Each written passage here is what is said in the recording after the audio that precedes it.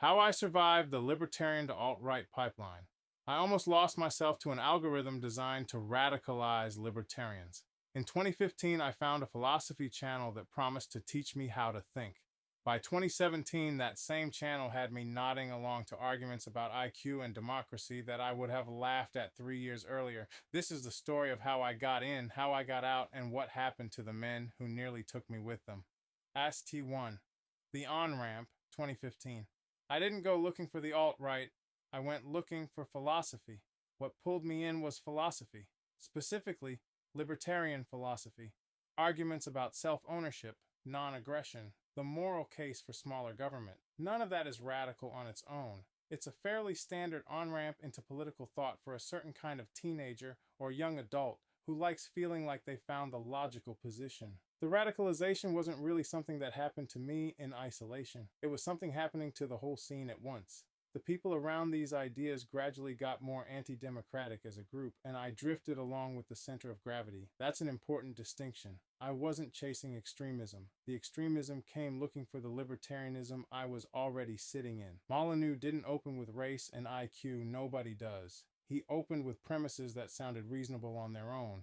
Self-ownership, skepticism of government coercion, distrust of consensus, standard libertarian starting points. The problem is that libertarianism and race realism share a structural feature. Both frame themselves as simply following the data wherever it leads, regardless of what's comfortable. Once I'd accepted that framing for economics, it was already halfway installed for demographics. The IQ argument didn't feel like a new ideology.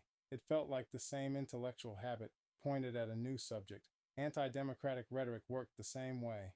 If you already believe majority rule is a euphemism for mob rule stealing your property through taxation, democracy is structurally flawed isn't a leap, it's just the same sentence, extended one clause further. I want to be precise about something here. I was never fully convinced of the strongest versions of these ideas. I didn't walk around thinking of myself as a white nationalist or an anti-democrat. What I was sympathetic. The arguments had enough internal logic that I stopped being able to dismiss them out of hand, and that's a more dangerous state than conviction, because it doesn't feel like radicalization from the inside. It feels like open-mindedness. Act 2, peak 2017. Trump was ascendant. He'd just won. The people who'd said it couldn't happen were still explaining themselves, and there was a genuine sense that the culture war momentum had flipped. The SJWs, the shorthand of the era for progressive campus activism, were on the back foot for the first time in years, and figures like Steven Crowder and Ben Shapiro were taking that fight directly onto college campuses, turning owning a student in a Q&A into its own content genre. This was the high water mark, and not just for me. 2017 was the year these ideas had the most cultural oxygen they would ever have. Milo Yiannopoulos was selling out venues and picking fights with universities as a business model. Molyneux's channel was one of the largest political philosophy channels on YouTube, and I was watching all of it, sympathetic but not sold, which in hindsight was the most persuadable position to be in. A true believer can't be argued with. Someone who's just asking questions still can. Act 3, The Apocalypse, 2017. Here's where the story gets less personal and more structural, and I think that's actually the more interesting version. In 2017, YouTube overhauled its ad policies after advertisers discovered their commercials were running next to extremist content. Creators call what followed the apocalypse, a wave of demonetization that hit political and culture war content disproportionately hard, including the exact channels I was watching. This moment did three things at once, and I think all three are true simultaneously rather than in competition. First, structurally, demonetization pushed these creators off ad revenue and onto direct support models, Patreon, crypto donations, subscriber-only platforms. That's a business shift with a content consequence. When your revenue depends on a broad, ad-friendly audience, you moderate. When it depends on a smaller base of true believers paying you directly, the incentive runs the other way. Now, toward feeding the most committed part of your audience, not the most casual. The on-ramp I'd come in through started narrowing. Second, symbolically, 2017 is a clean marker for when the kings of this space stopped ascending and started defending territory. Before the apocalypse, the story was growth. After it, the story was survival.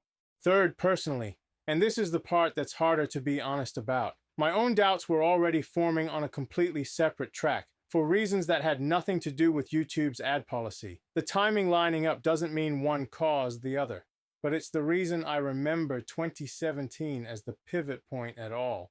The external collapse and the internal one happened to rhyme.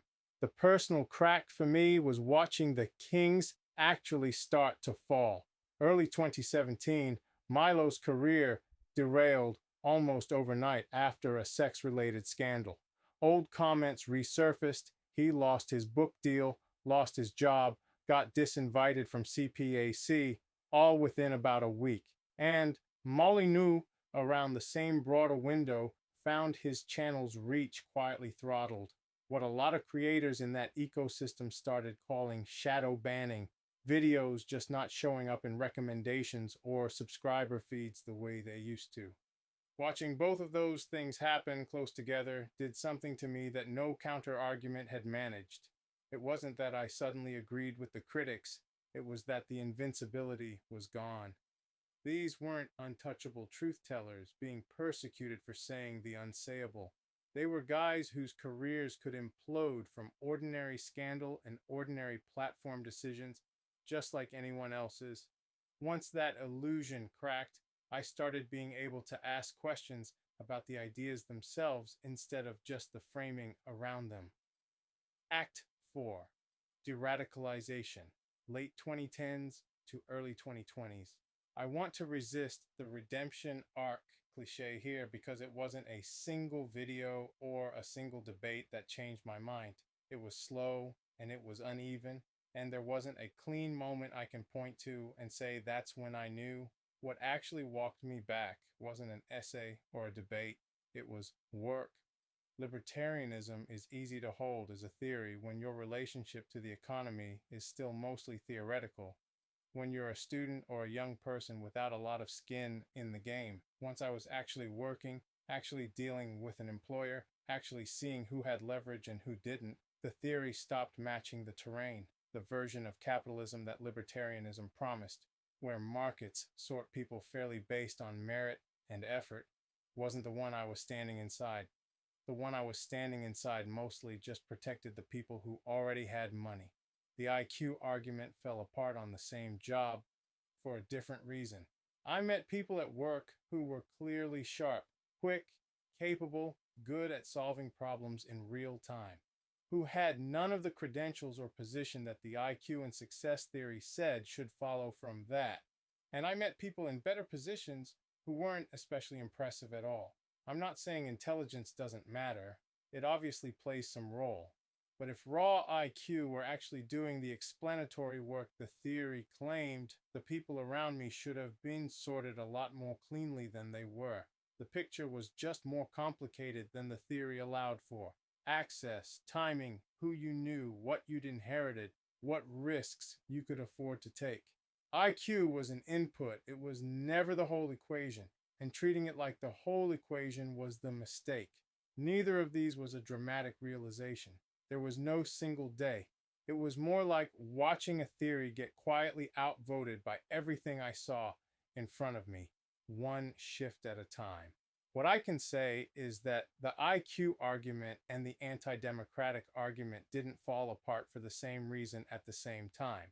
They came apart separately on their own timelines, which is probably the most honest thing I can tell you about how de-radicalization actually works. It's not one rope being cut, it's several, and they fray at different speeds. ACT 5, the ghosts. You already know the beginning of this part, the scandal, the throttled reach.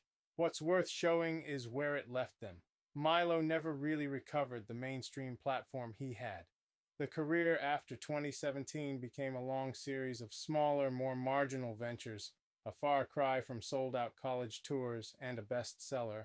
Molyneux's channel eventually was removed from YouTube outright in 2020 for policy violations, years after the reach problems his audience had already been noticing. Verify exact dates and current status of both before recording. This section makes specific claims about two named public figures and should be fact-checked against current sources, since career/platform status can keep changing. The men who built this pipeline didn't get to keep what they built. The platforms that gave them reach mostly cut them off. The audiences that gave them relevance mostly moved on. What's left are two men running much smaller operations for a much smaller, much more committed audience, which is in miniature exactly the dynamic the apocalypse created in the first place. I got out. Not everyone who went through the same on-ramp did. That's not a victory lap. It's survivorship. And I don't think I deserve more credit for it than the people who are still in it deserve blame. Closing. If there's one thing I'd want you to take from all of this, it's not, here's why the far right is wrong. Plenty of channels will give you that argument point by point. It's something underneath that. Every piece of this ideology I believed in for a while sold itself as the simple explanation. IQ explains success. Markets explain fairness. Majority rule explains tyranny. Each one takes something genuinely real. Intelligence does matter. Markets do coordinate some things well. Majorities can be wrong, and inflates it into the whole answer. Because the whole answer is clean, and clean is persuasive. The world I actually found, once I was standing inside it instead of theorizing about it from outside, wasn't clean. It was people who should have succeeded by the theory and didn't, and people who shouldn't have and did. It was an economy that didn't sort fairly and didn't sort by IQ either. It sorted by 100 things at once, half of them invisible from the outside. That complexity isn't a dodge. It's not. It's complicated as a way of refusing to take a position. It's the actual shape of things, and I think that's exactly why the far right needs to flatten it. A clean, simple, single-cause story is the only kind of story that can turn a curious 19-year-old into someone nodding along to ideas he'd have laughed at 3 years earlier. Mine did, for a while. I got out because reality kept refusing to cooperate with the theory. I'm telling you this so that if you're somewhere in the middle of that pipeline right now, sympathetic, not sold, just asking questions, you don't have to wait as long as I did for reality to do the work. The world is more complex than the far right wants you to believe or are willing to admit.